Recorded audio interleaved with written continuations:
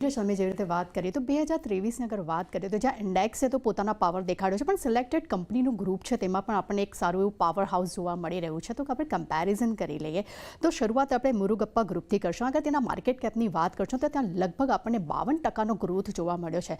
અગર કમ્પેરિઝન કરીએ તો 2022ની સરખામણી 2023માં લગભગ આપણને 52% ઉછાળો જોવા મળ્યો છે. 2022માં 2.23 લાખના આપણને માર્કેટ કેપ જોવા મળ્યા છે. ત્યાં જ 2023ની વાત કરશો તો 3.39 લાખ કરોડના આપણને માર્કેટ કેપ જોવા મળ્યા છે. ત્યાં બીજી તરફ અગર વાત કરીએ તો હીરો ગ્રુપની વાત કરશું તો હીરો ગ્રુપમાં પણ લગભગ આપણને 48% ગ્રોથ જોવા મળ્યો છે અને 2023માં એના માર્કેટ કેપ પર નજર કરીએ તો લગભગ તે 83,000 કરોડ પાસે આપણને જોવા મળ્યા છે.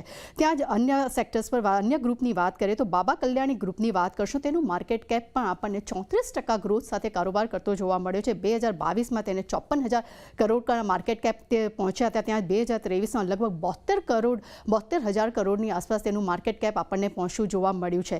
ત્યાં ટાટા ગ્રુપ પણ કંઈ પાછળ નથી રહ્યું. ટાટા ગ્રુપના માર્કેટ કેપની વાત કરશો ત્યાં પણ 30% ગ્રોથ જોવા મળ્યો છે. 2022માં લગભગ 21 લાખ કરોડના માર્કેટ કેપ હતા. ત્યાં 2023માં 27.5 લાખ કરોડના આપણને માર્કેટ કેપ જોવા મળ્યા છે. ત્યાં મહેન્દ્રા ગ્રુપની વાત કરશું ત્યાં પણ આપણને માર્કેટ કેપની વાત કરીએ તો 2022માં તે લગભગ 3 લાખ કરોડની આસપાસ હતા. ત્યાં 2023માં 3.87 લાખ કરોડનો આપણને માર્કેટ કેપ પહોંચ્યું જોવા મળ્યું છે. હિન્દુજા ગ્રુપની વાત કરશું તો ત્યાં પણ લગભગ આપણને 29% ઉછાળો જોવા મળ્યો છે. 2023માં લગભગ તે 1.85 લાખ કરોડના માર્કેટ કેપ આપણને પહોંચ્યા જોવા મળ્યા છે.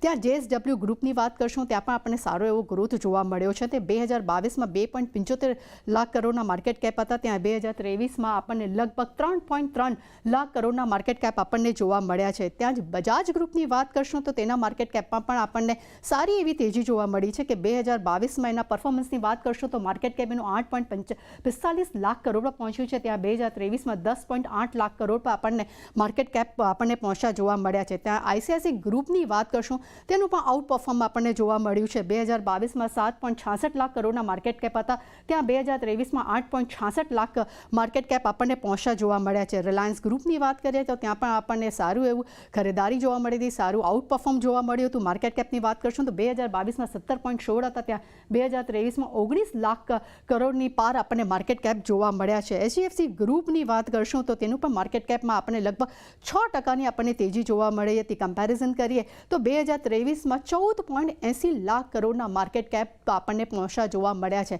પરંતુ બે એવી ગ્રુપ કંપનીઓ છે જેના આપણને 2023માં સારો એવો સંઘર્ષ કરતો જોવા મળ્યો છે. જેની વાત કરશું તે છે વેદાંતા ગ્રુપ. વેદાંતા ગ્રુપના માર્કેટ કેપમાં લગભગ આપણને 9%નો ઘટાડો જોવા મળ્યો છે. 2022માં જ્યાં 2.57 લાખ કરોડના માર્કેટ કેપ હતા ત્યાં 2023માં માત્ર 2.35%ના માર્કેટ કેપ આપણને જોવા મળ્યા છે. અને અદાની ગ્રુપની વાત કરશું ત્યાં પણ આપણને નો ડાઉટ હેડનબર્ગના રિપોર્ટ બાદ આપણને એક સારું એવું ત્યાં આપણને નીચા દબાણ પર કારોબાર કરતો જોવા પણ મળ્યો હતો. અને અગર માર્કેટ કેપની વાત કરશું તો 2022માં તે 20.80 લાખ કરોડના માર્કેટ કેપ હતા, જે 2023માં 15 લાખ કરોડ પર આપણને માર્કેટ કેપ જોવા મળ્યા છે.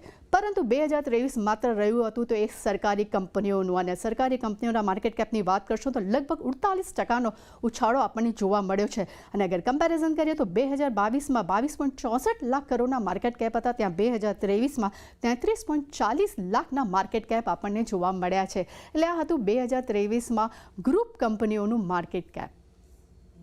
વાહ